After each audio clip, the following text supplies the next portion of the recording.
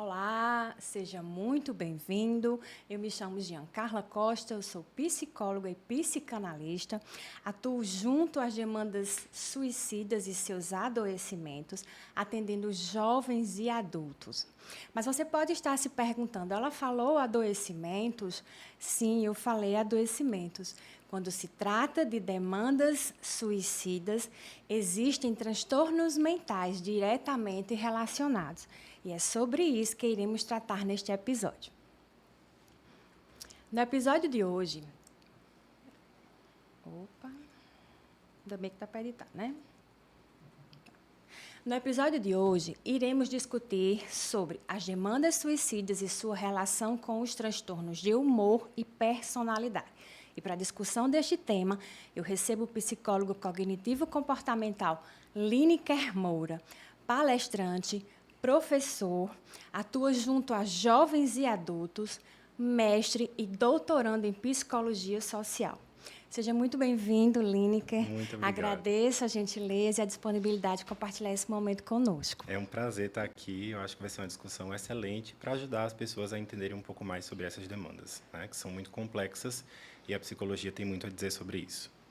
É verdade, é verdade. Muito se fala sobre depressão, bipolaridade, o adoecimento, né? Mas muito pouco se conhece ou se sabe o que verdadeiramente a pessoa que já tentou o suicídio, o que ela vive, o que ela sente, né?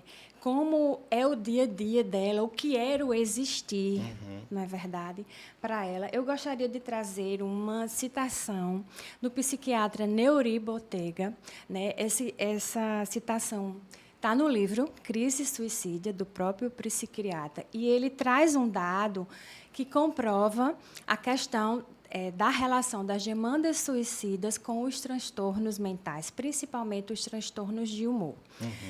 No caso, ele traz uma revisão de 31 artigos científicos que foram publicados entre 1959 e 2001, englobando mais de 15 mil suicídios ocorridos na população dos países do hemisfério norte, ou seja, os países da América do Norte. E esse estudo, ele demonstrou que 97% dos casos de suicídio caberia, sim, um diagnóstico de um transtorno mental. O que é que esse estudo revelou? Esse estudo revelou uma predominância de 4 tipos de transtornos mentais. Quais seriam esses transtornos? Os transtornos de humor, com 36% de predominância. No caso, a depressão e bipolaridade. Nós vamos falar sobre isso no episódio de hoje.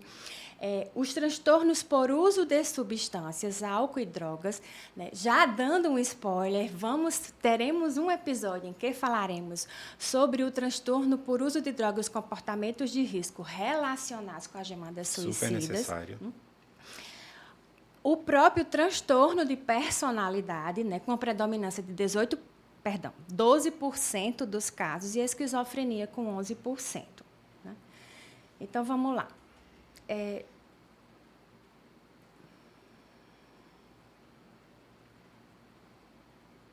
Ainda bem que é gravado. Porque se fosse ao vivo, tinha ficado um vácuo. Mas tudo bem, a gente corta. Tá, vamos lá. O que é comum no consultório? Né? O que é comum no consultório ao receber pacientes com demandas suicidas? Então, são pacientes que chegam com intensos estados de angústia, com uma dor desesperadora que remédio não acalma, com um vazio existencial, uma falta ou uma perda de sentido da vida que talvez ele mesmo não sabe a origem, ou a causa ou o porquê. Sim. Né? Alguns chegam com um nível de apatia muito alto, tão alto que, às vezes, não conseguem sentir a própria dor, né? Com pensamentos de morte intrusivos e recorrentes, com a ideação suicida, com ou sem planejamento. Alguns, né, isso é mais comum no público jovem, os episódios de autolesão, né? E a própria tentativa de autoextermínio. Sim. Mas é interessante que esses comportamentos, para algumas pessoas, né, hoje em dia, pode ser considerada para algumas, né? Mimimi, frescura, Drama, drama, não é? Eu disse assim, eu já passei por coisa pior. querer chamar a atenção. Isso, como se tivesse assim, medindo a régua da dor do outro com a própria regra. Só que a questão das demandas suicidas é algo muito urgente, muito importante, né, de se atentar, de se observar. Recentemente, felizmente, recebemos uma notícia de alguém muito próximo da minha infância, que retirou a própria vida, né, jovem, na casa dos 40 anos de idade. Então, quando algo desse tipo chega, a gente se pergunta, né? Tem até um ator de Hollywood, acho que é Robin Williams, né? Quando chegou a notícia na mídia, né, de que ele retirou a própria vida, as pessoas ficaram chocadas, porque ele sempre aparecia sorrindo, brincando. Nos filmes, a maioria dos filmes que ele fazia era de conteúdo alegre, feliz, né? Isso. Então, é uma dor que só ele vivia, era um sofrimento que só ele vivia. E esse sintoma dos intensos estados de angústia e dessa dor desesperadora, ela pode ser, sim, num momento de desespero, né, a morte pode tornar-se um caminho, né?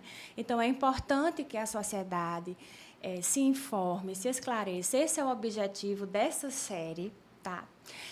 Informar e esclarecer sobre o que caracteriza os transtornos mentais que estão envolvidos diretamente com as demandas suicidas, certo? Quais são os seus sintomas, comportamentos, o que é que a sociedade, a família, os amigos precisam observar para que medidas preventivas possam ser tomadas e que uma vida possa ser salva ou um suicídio possa ser evitado. Então, vamos começar a conversar. Eu vou deixar a Lineker falar, eu falo muito, mas eu vou deixar ele falar. Certo? O que caracteriza... Lineker, gostaria muito de ouvir a sua visão, a sua percepção da psicologia, do que caracteriza a depressão, a bipolaridade. Eu achei interessante uma frase do Dalgala Rondo, em que ele coloca a depressão como uma síndrome unipolar e a bipolaridade, como o próprio nome diz, bipolar por conta de 2 tipos de episódios, o episódio maníaco e hipomaníaco.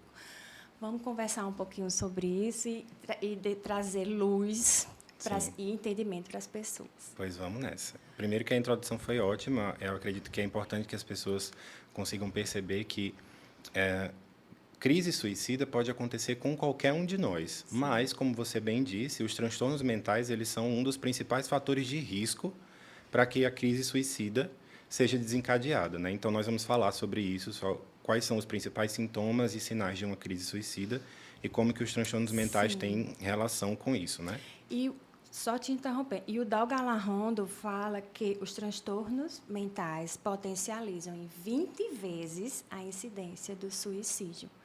Então, as pessoas precisam, assim, olhar com atenção, né? E buscar, não só compreensão, mas buscar um acompanhamento psiquiátrico e, principalmente, um psicológico. Perfeito. E os transtornos mentais, eles basicamente são definidos como um conjunto de sinais e sintomas que interagem, gerando prejuízo significativo, tanto no psicológico, quanto no social, no biológico e nas dimensões espirituais também, que as pessoas muitas vezes confundem com religiosidade, né? O que não tem necessariamente a ver. Espiritualidade as pessoas conseguem desenvolver buscando sentidos transcendentes. Uma pessoa pode ser ateia, mas desenvolver a sua espiritualidade se conectando com o serviço social, com ações comunitárias, explorar a natureza, admirar o que é belo. Então, o ser humano tem uma composição biopsicossocial e espiritual. Isso já é um consenso na psicologia. E esses transtornos mentais, essa série de sintomas que são as experiências subjetivas, ou seja, o que cada um experimenta na sua existência, a angústia. Todos nós sabemos o que é angústia, mas cada um de nós experimenta angústia de uma forma específica, né?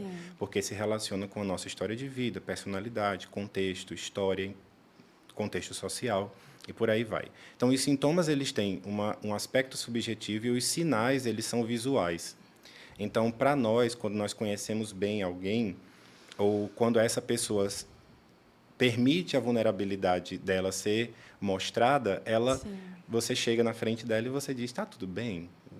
Você tá parecendo tão triste, ou você está com cara de cansado, ou a pessoa que você encontrava sempre arrumada, com a higiene minimamente ok, você encontra ela dias sem tomar banho, ou dias andando sozinha. Então, esses sinais é o que a gente consegue ver que a pessoa não precisa explicar, você já vê logo de cara. Então, os transtornos mentais são um conjunto de sinais e sintomas que interagem ali com uma série de fatores, né? História de vida, história psicossocial, Sim. contexto social, fatores biológicos, fatores econômicos, ou seja, uma série de fatores e que causa prejuízo para o sujeito. Então, é por isso que a gente chama transtornos de humor. E aí Sim. as pessoas, às vezes, não entendem o que é humor, porque muitas vezes, no senso comum, a gente vincula humor a senso de humor. Tem nada a Não ver. tem nada a Na ver. psicologia, né? Sim. Senso de humor, para a gente, é ser engraçadinho, entender uma piada e etc. Mas o humor, na psicologia, é o pano de fundo da afetividade humana. Sim. Então, o que significa ser um pano de fundo? Se nós temos esse ambiente aqui decorado desse jeito, com essas cores, se a gente não mudar nada, apenas a cor da parede, muda a perspectiva de toda a iluminação do ambiente, muda como a gente percebe a cor da mesa, muda como a gente se percebe, porque a gente está com iluminação branca aqui. Sim. Se botasse uma iluminação azul, nós seríamos as mesmas pessoas, com o mesmo corte, mesma maquiagem, Mas mas a nós íamos percepção seria outra. ver as coisas, perceber e ter uma experiência totalmente diferente. Então, o humor, ele tem uma tendência a ser estável e é ele que abraça e junta todas as outras experiências afetivas. Quais são as outras experiências afetivas? Emoções, sentimentos, paixões e afetos.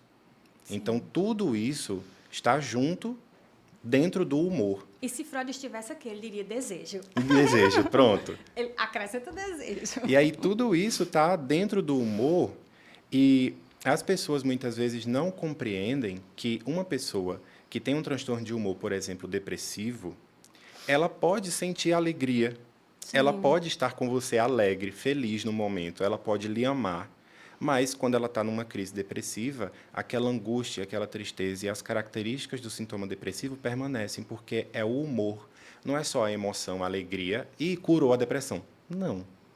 Ah, por que que você está com depressão? Fica assim, não. Se fosse tão fácil, né? É como se a pessoa, num momento de crise, estivesse em contato com a dor que experienciou numa determinada fase, que talvez não tenha consciência de que esse estado, esse sentimento, foi relacionado a essa experiência.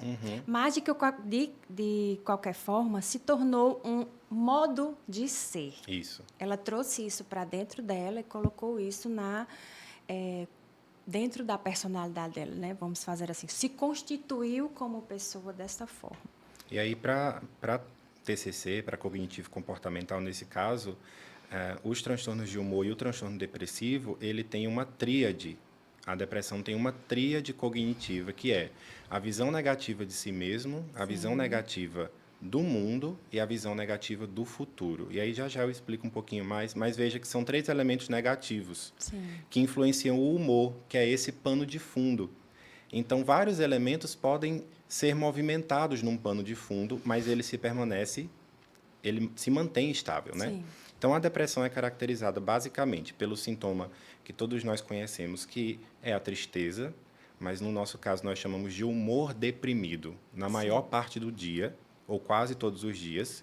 E aí, claro, né, os transtornos depressivos, eles têm uma série de nomes possíveis. A gente tem transtorno depressivo maior, episódio atual, Sim. episódio anterior, transtorno depressivo recorrente, por aí vai. Mas a classe depressiva, no geral, a gente tem o humor deprimido, perda significativa de interesse na maior parte das atividades ou todas as atividades que antes traziam prazer para essa pessoa. Então, a gente tem que considerar a história de vida. Ah, ele está deprimido, vamos levar ele para ir para a praia. A pessoa não gosta de praia. não vai adiantar nada, né? Não é assim que Não as é assim. intervenções são Isso. construídas.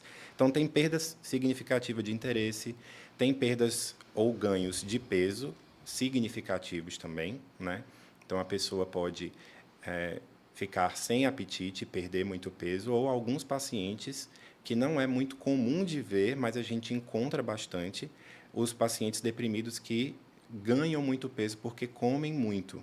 Sim. Porque é uma forma de essa pessoa Compensação. é uma forma de compensação, e o que a gente geralmente esquece é que no nosso intestino a gente tem muita serotonina. Sim.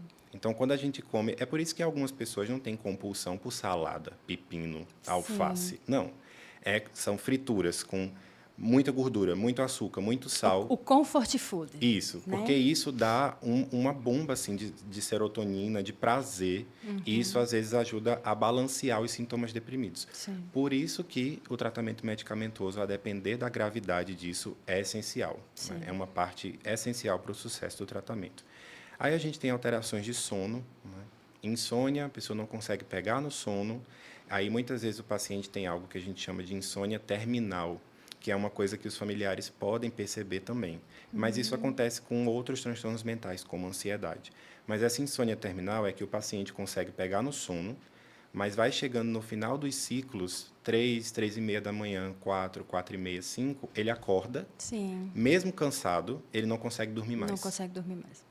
E isso vai mudando o humor do paciente também, porque todos Sim. nós sabemos o que uma noite de sono mal dormida dormida. faz com a gente, né? Sim. Então, tem alterações no padrão de sono. Você percebe ou agitação psicomotora, que seria essa agitação psicomotora. O paciente nervoso, agitado, mexe nas pernas, mexe nos braços, inquieto, Irritado. com pensamentos acelerados, ou o contrário, né? A lentificação psicomotora. Você fazer uma pergunta e a pessoa demorar muito para lhe responder. E aí a gente vê no consultório alguns pacientes que estão muito deprimidos. Você pergunta, e aí, como é que foi a semana? Ah, foi boa. Eu fiz... Deixa eu ver o que eu fiz. Tem alguma coisa errada, né? As feições são diferentes, a forma de falar, a cadência. O corpo está falando. O raciocínio, então essas pessoas elas também experimentam dificuldade em resolver problemas ou enxergar soluções para as coisas, até para as próprias crises existenciais, porque o pensamento ele está lentificado. Então experimenta uma série de bloqueios, né? Os sentimentos de inutilidade ou culpa. A culpa é uma coisa que a gente vê muito na clínica, né? Sim, sim. O paciente se sentindo culpado, e muitas vezes você tenta encontrar uma conexão dessa culpa com alguma situação específica e não tem. É uma culpa generalizada, como se ele se sentisse culpado por existir, culpado por estar em adoecimento. Muitos sentimentos de inadequação. Isso. Né? De menos-valia. De não se encaixar, de Sim. não... eu não estou conseguindo trabalhar, eu não estou conseguindo existir, eu não estou conseguindo cuidar do meu filho, eu não estou conseguindo fazer isso. Então, essa culpa que é muito geral, a inutilidade e o sentimento de culpa, eles são gerais, mas o paciente vai conectando isso a vários elementos da vida dele, e isso vai meio que retroalimentando essa sensação. A gente tem as dificuldades de concentração e atenção, o que é uma coisa que, para o diagnóstico, é muito complexa, porque todos os transtornos mentais têm alteração na atenção e na concentração, exceto os neurocognitivos, né, do neurodesenvolvimento, quando o paciente tem hiperfoco, no caso do TDAH, TEA e por aí vai. Mas todos têm alterações de atenção. Então, esse aqui é mais difícil de perceber, mas você pode, se você conhece mais essa pessoa e conhece mais o modo de ser dela, você pode perceber ela muito mais desatenta, muito mais bagunceira e muito mais indecisa do que o normal. E pensamentos recorrentes de morte, né? Sim. Que as pessoas às vezes confundem com ideação suicida. É diferente. É diferente, sim. A ideação suicida, ela é um tipo de pensamento, um tipo de cognição que gira em torno de tirar a própria vida. Sim.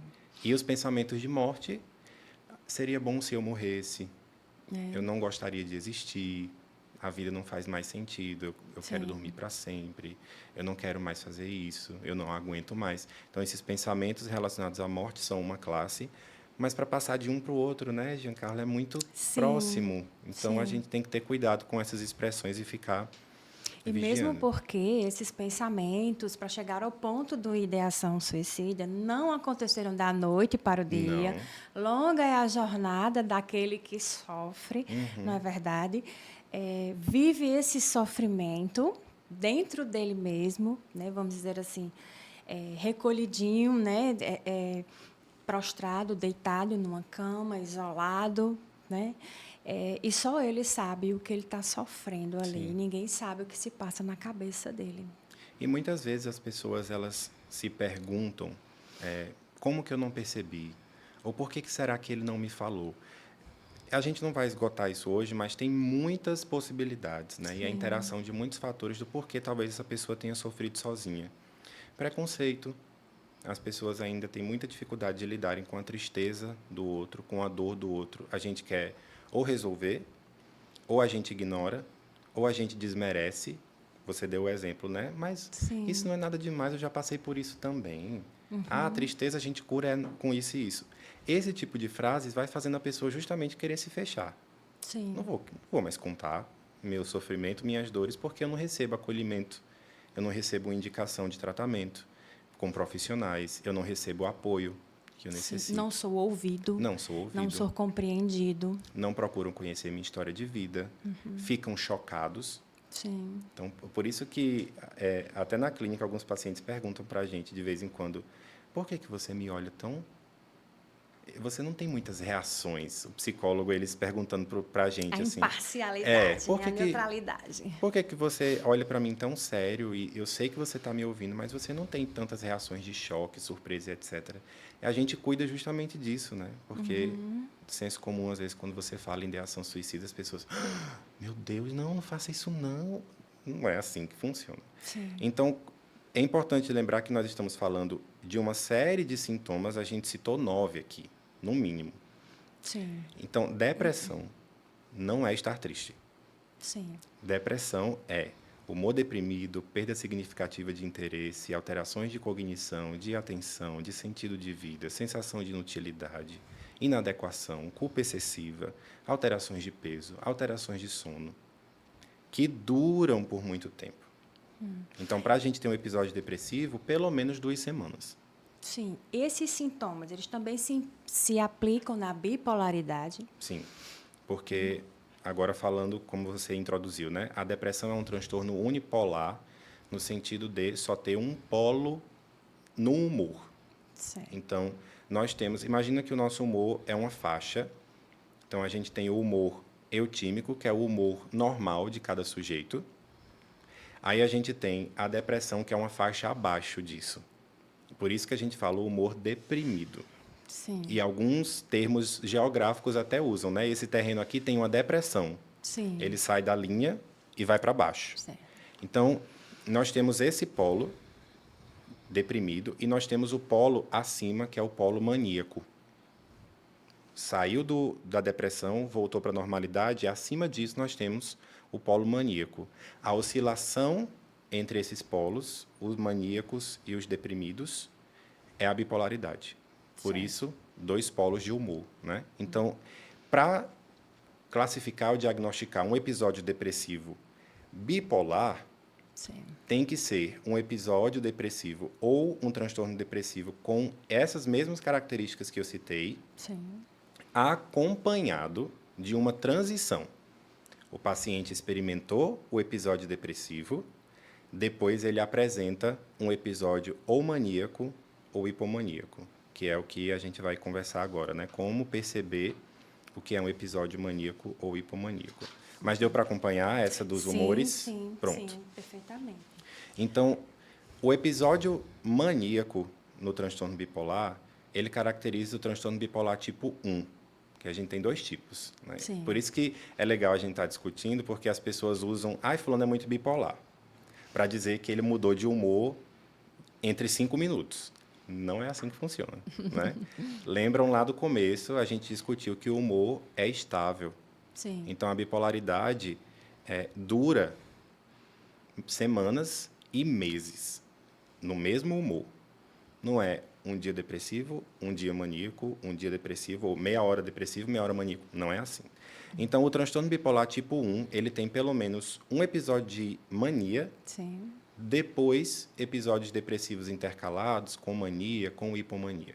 E o que é esse episódio de mania?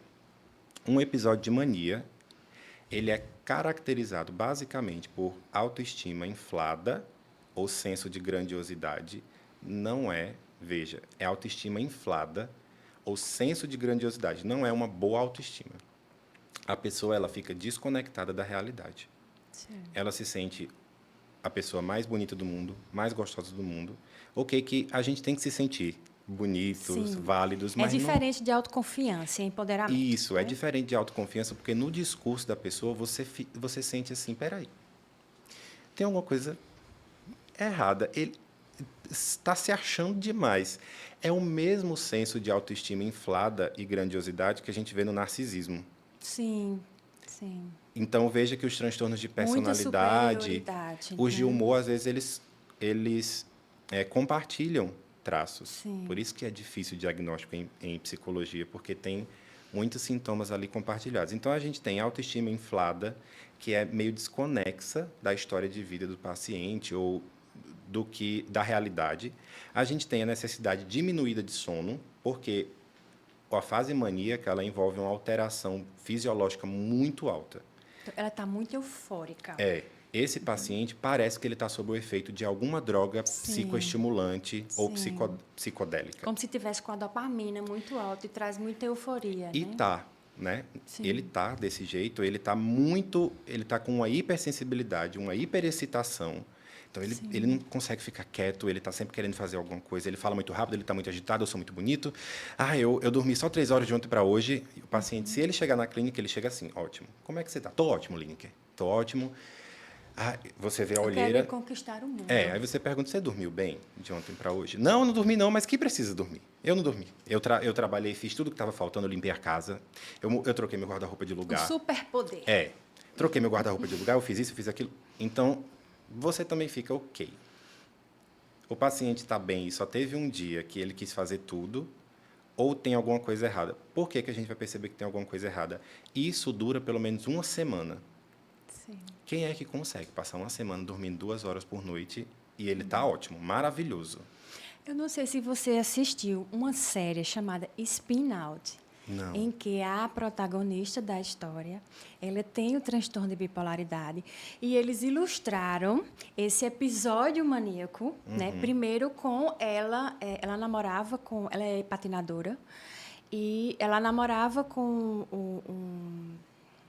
o parceiro de patinação dela, que era patinação em dupla, e ele era uma pessoa de muitas posses. E ela pegou, num momento desse de euforia, né, no episódio, vamos dizer assim, maníaco, ela pegou o cartão dele, saiu gastando, saiu usando. E a forma como ela agia, o que ela comprava, parecia assim, que realmente ela estivesse drogada. E ela passou a semana todinha com esse estado de humor completamente alterado. Tanto que ela estava tão extasiada, me permito usar essa palavra, que ela correu, ao fazer exercício físico, de uma cidade para outra e vamos dizer assim, a ficha caiu quando ela estava chegando na outra cidade, a quantidade de quilômetros em que o caminho, a distância que ela havia percorrido. Mas aí a série mostrou a queda, né? A decaída, vamos dizer assim, a ressaca. Sim. Né? De que quando ela precisou ser, inclusive, hospitalizada, né? Porque ela havia parado de tomar uma determinada medicação que mantinha ela estabilizada, mas que prejudicava ela no desempenho profissional, nos treinos. E, por não tomar essa medicação, desencadeou esse episódio maníaco. Pronto, esse exemplo foi perfeito porque a gente consegue perceber vários dos sintomas que são necessários para o diagnóstico, né? Porque a gente tem aí a autoestima inflada, o senso de grandiosidade, então muitas vezes esse senso de eu posso fazer tudo, dormir pouco, estar muito agitado, o corpo liberando muita ela adrenalina. Passou a semana acordada. Pronto. E se você perguntasse, ela ia dizer que não ia precisar dormir. Sim. E aí tem a necessidade de hospitalização. Um episódio de mania ele provavelmente vai fazer o paciente precisar ser hospitalizado ou medicado com mais intensidade para que o episódio diminua e ele consiga se estabilizar. Aí o E é paciente muito importante, então, um acompanhamento com um psiquiatra, psiquiatra. principalmente quem tem as demandas suicidas com os transtornos mentais relacionados. Isso. Né? A depender da gravidade do transtorno depressivo, ainda pode ser feito o acompanhamento com monoterapia. No caso, Sim. usar só a Só a psicoterapia. psicoterapia. Mas se é um transtorno mais grave, a gente encaminha para o psiquiatra. E para outros médicos também e outros profissionais de saúde. O transtorno bipolar, ele precisa de acompanhamento definitivamente psiquiátrico, psiquiátrico. Né? Psicoterapia e outras intervenções. Então, a gente tem o paciente muito mais agitado, muito mais falante, o pensamento muito agitado, que muitas vezes ele não consegue nem terminar uma ideia. Sim. Então, ele experimenta essa coisa que a gente chama na psicopatologia de fuga de ideias ou pensamento interrompido, mas esse pensamento interrompido chega logo por uma outra ideia. Né? Então, ele está cheio de ideias, cheio de sonhos, ele faz várias coisas. É o paciente também que está muito distraído e um paciente que se envolve muito em comportamentos de risco, como Sim. você falou, né? Com consequências negativas. Comprar demais, fazer sexo demais, Sim. com múltiplos parceiros ou parceiras, sem as devidas proteções, né? Agora, veja, todas essas coisas que a gente está falando... O uso de substâncias. O uso né? de substâncias e psicoativas. várias né? outras coisas. E o envolvimento excessivo em atividades que têm um potencial para consequências dolorosas. Então, essa pessoa, se ela fizer esportes radicais, ela pode se aventurar demais, fazer sem os meios de segurança. Sem prudência, né? Sem né? prudência. Então, uma série de coisas. E aí também pode estar atrelado os comportamentos de automutilação ou os comportamentos de autoextermínio, que são diferentes. Então, a gente também pode ficar atento.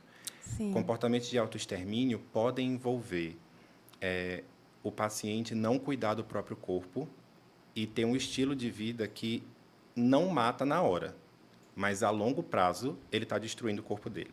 Sim. Então, o uso excessivo de álcool e outras drogas, a negligência com a higiene, a negligência com a alimentação. Então, veja, se a gente tem um modo destrutivo nessas de áreas, viver, né? Nós não estamos nos matando na hora, mas a gente está a longo prazo se destruindo. Então, é um comportamento de autoextermínio. Né? E aí, veja o quanto é complexo, porque a gente tem o episódio maníaco, que foi isso que eu falei, que geralmente vai para a hospitalização ou para um tratamento medicamentoso mais intenso, o paciente precisa ser estabilizado.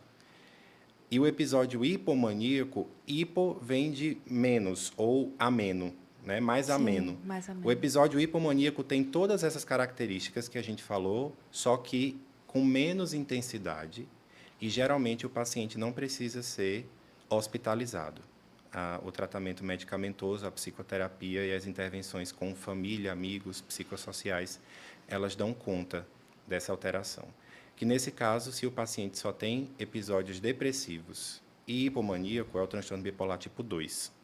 Sim. Então, transtorno depressivo, transtorno bipolar, eles estão juntos nos transtornos de humor, só que no DSM-5-TR, que foi a versão mais recente, um dos manuais principais que a gente usa para diagnóstico, a bipolaridade agora ela está numa seção entre os transtornos depressivos e a esquizofrenia.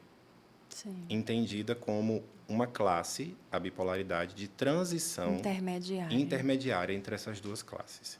Então, a gente tem aí um panorama desses dois transtornos de humor que a gente está falando hoje. Isso. Clínica, a gente só tem 10 minutos. Tá. Eu vou pegar o gancho para a gente para transtorno de personalidade, porque Beleza. Depois que você falar sobre transtorno de personalidade, eu vou pedir para você deixar a fala de encerramento. Pronto. Certo?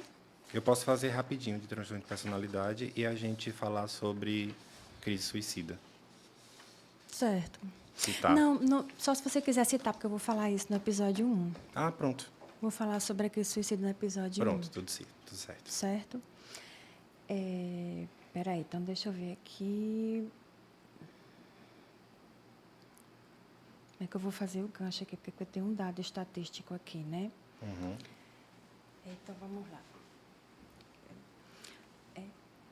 Tal Galarrondo, ele cita que o transtorno de bipolaridade é um transtorno mental grave, né, com importantes implicações em termos de prejuízo na qualidade de vida, produtividade e sociabilidade das pessoas acometidas, bem como prejuízo neuropsicológico, né, e aumentando o risco de doenças físicas e de suicídios.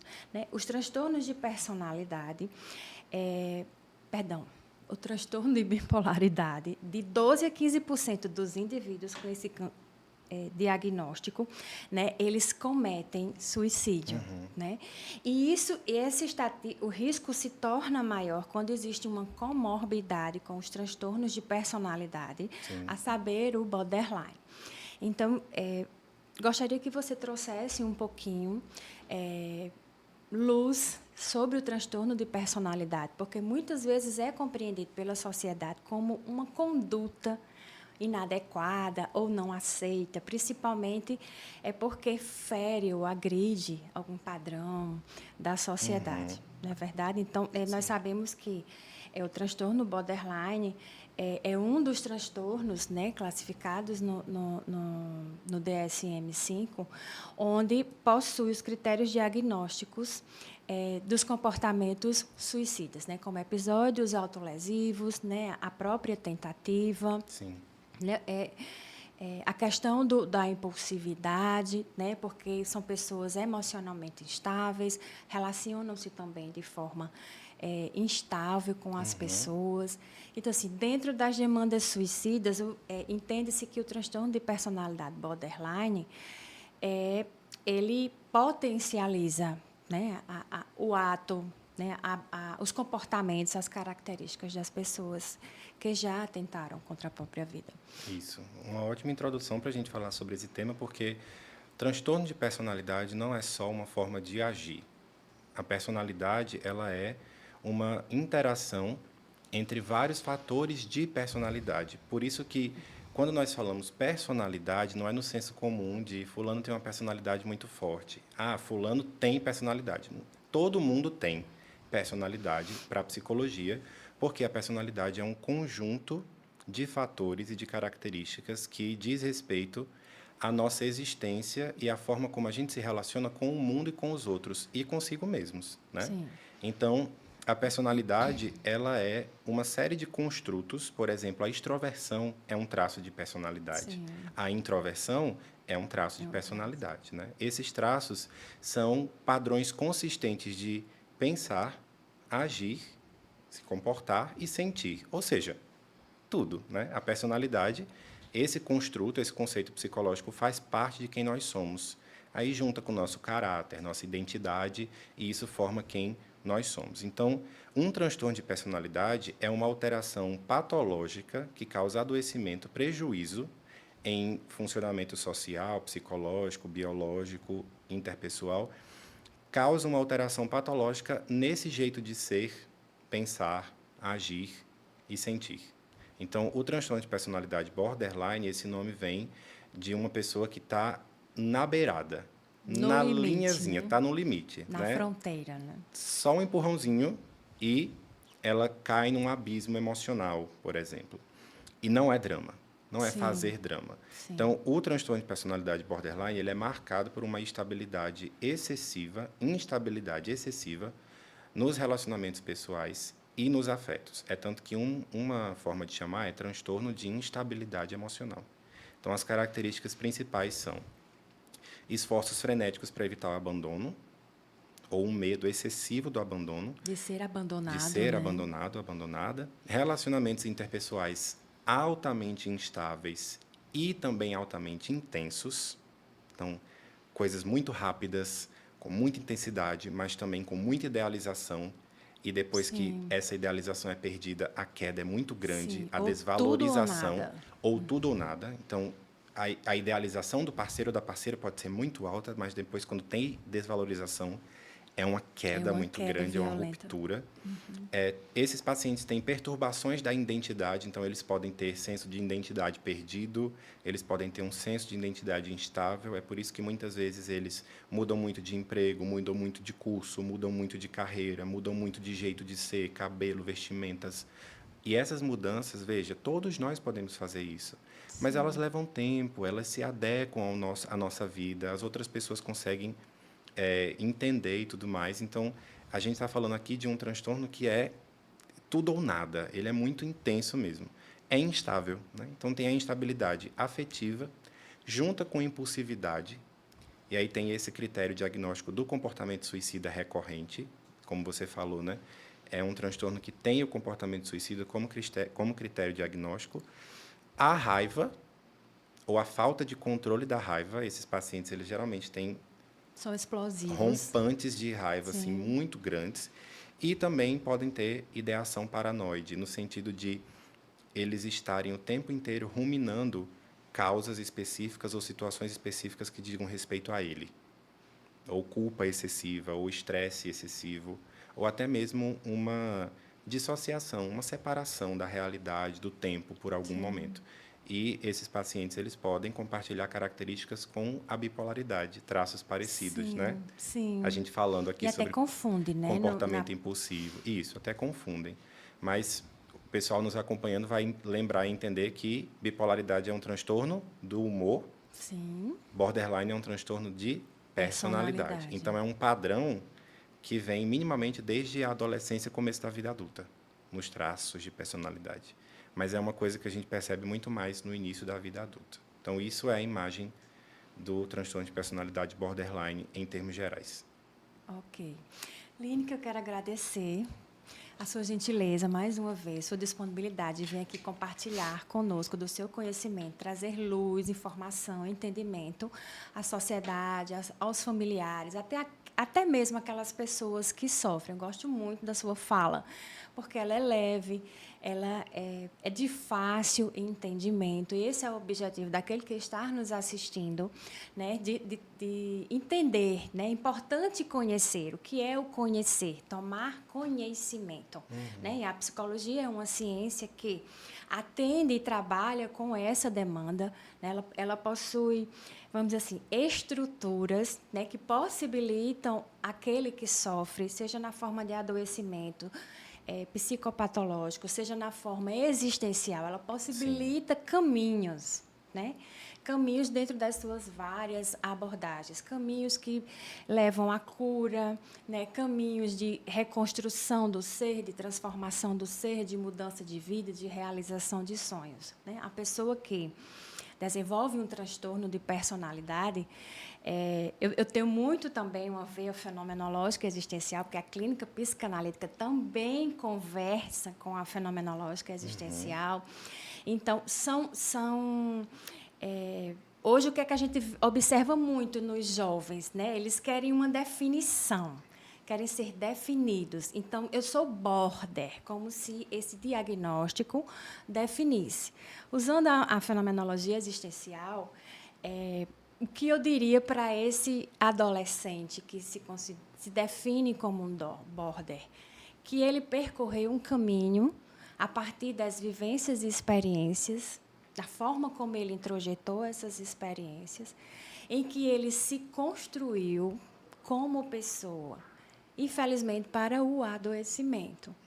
Mas que, da mesma forma que se constrói para o adoecimento, também pode se construir para a saúde, para o bem-estar, para a qualidade de vida, né? Para o tornar-se quem eu gostaria de ser, para realizar os sonhos, para ter a vida que sempre desejou. Tornar-se pessoa. E essa Tornar-se pessoa que ele quer ser, né? Exatamente. Não é definitivo, porque se fosse definitivo, usando uma linguagem bíblica, estaríamos todos condenados. E o ser humano, ele nasceu livre, não é verdade? Sim. Gostaria que você quisesse deixar alguma mensagem. Eu quero agradecer pelo convite. Estou muito feliz por esse projeto, empolgado para acompanhar já os próximos episódios. E agradecer o convite e falar para as pessoas que, se elas estiverem passando por situações parecidas com o que a gente citou aqui, por demandas suicidas, né, que você está trabalhando e escolheu esse caminho para trilhar na clínica, se elas estiverem passando por isso, que peçam ajuda a amigos com quem possam contar, Sim. que peçam ajuda e encaminhamento aos profissionais necessários, porque, como você falou, o ser humano nasceu livre. Nós temos a possibilidade de experimentar outros caminhos, outras rotas. É claro que as condições sociais, o que está acontecendo no mundo, o que acontece na economia, as nossas relações familiares. Não é só uma coisa do sujeito, né? O meio influencia muito, mas nós não queremos perder ninguém. Então, se essas pessoas têm uma chance de serem ajudadas, que elas peçam essa ajuda e que cada vez mais amigos, parentes, familiares e a sociedade no geral entenda e tenha acesso a esse tipo de conteúdo para que possam perceber os sinais. É verdade. O suicídio é visto, na maioria das vezes, pelas pessoas que atentaram como único caminho, como única resposta, como única solução. Mas esta visão se restringe muito ao conhecimento que ele tem acerca do próprio adoecimento. Então, é muito urgente e fundamental que aquele que possui demandas suicidas e que possui adoecimentos, né, a partir dos transtornos mentais, conhecer, entender e compreender o próprio sofrimento, o próprio adoecimento. E a psicologia, ela tem respaldo, sim, para auxiliar esse paciente na compreensão, né, de quem ele é, de como ele se construiu, do caminho que ele percorreu, das experiências, das vivências. E na reestruturação disso, e na né? sua reestruturação, ou seja, possibilitando caminhos de cura, de mudança de vida e de transformação. Né? Agradeço a você que ficou até aqui conosco. Né? Que bom que ficou até o final do nosso episódio. Se conhece alguém que precisa desse tipo de informação, compartilha, né? Para que nós possamos alcançar mais e mais pessoas, para que tenhamos condições de medidas preventivas serem tomadas, né? Impedindo que alguém atente contra a própria vida, salvando vidas. Tá? No próximo episódio, nós vamos falar sobre as demandas suicidas e sua relação com os comportamentos de risco e os transtornos por uso de substâncias, principalmente substâncias psicoativas, tá? Encontro vocês no próximo episódio. Até lá!